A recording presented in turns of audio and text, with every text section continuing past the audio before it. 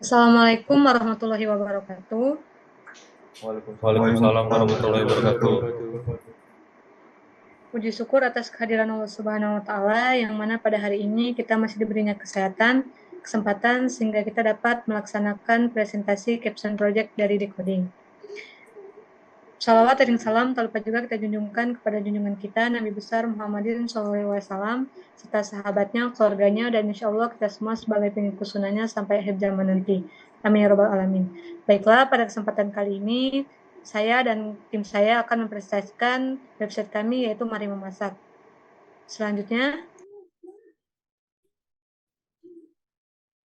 kami dari tim C23E4074 dengan tema Solusi Utilitas. Perkenalkan, nama saya Indah Warohma. Saya bersama teman-teman saya yaitu Dio Hartawan, Arif Ibisono, Rifki Hilman, dan advisor Amril Hakim Siotang.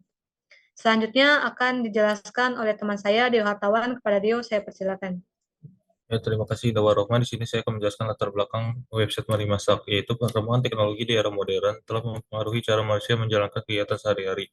Dengan banyaknya pemanfaatan teknologi digital, berbagai platform digital dan aplikasi telah dikembangkan secara luas untuk memberikan bantuan kemudahan dalam kehidupan sehari-hari manusia.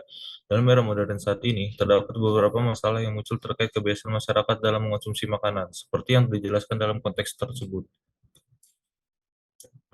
Beberapa masalah yang dapat diuraikan adalah sebagai berikut, yaitu satu, keterbatasan waktu.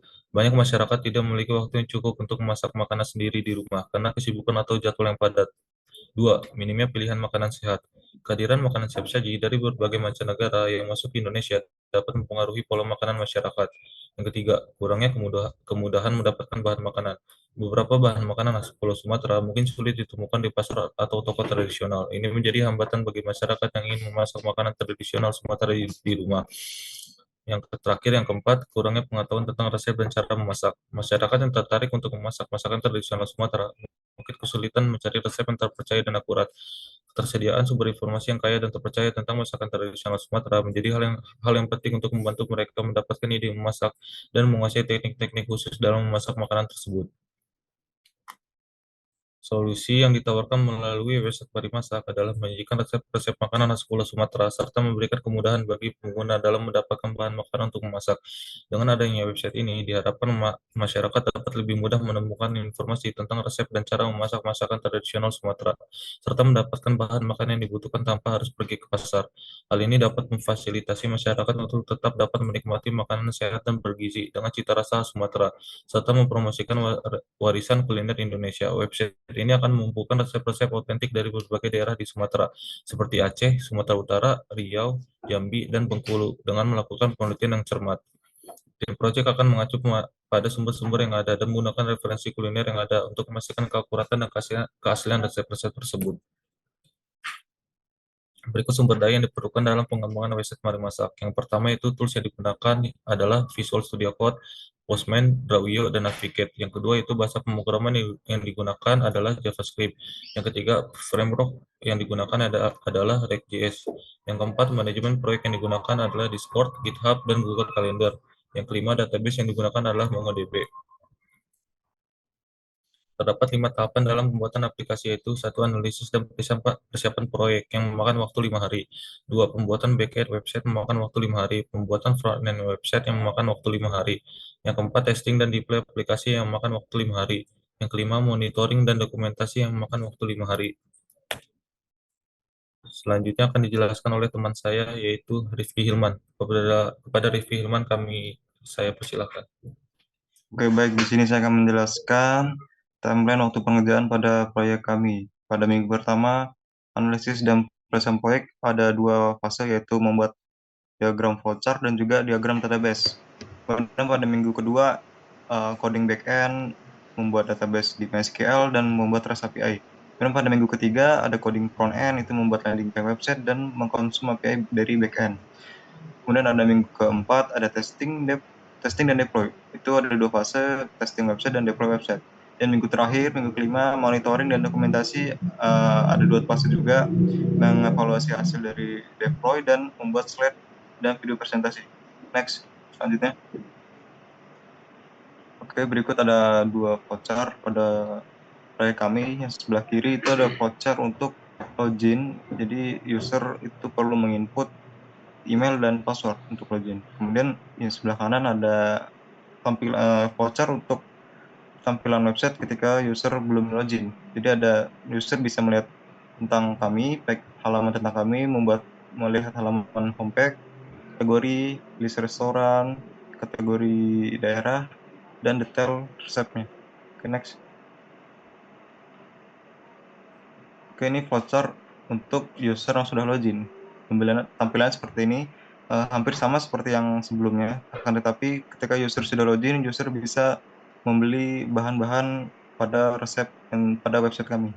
Oke, next.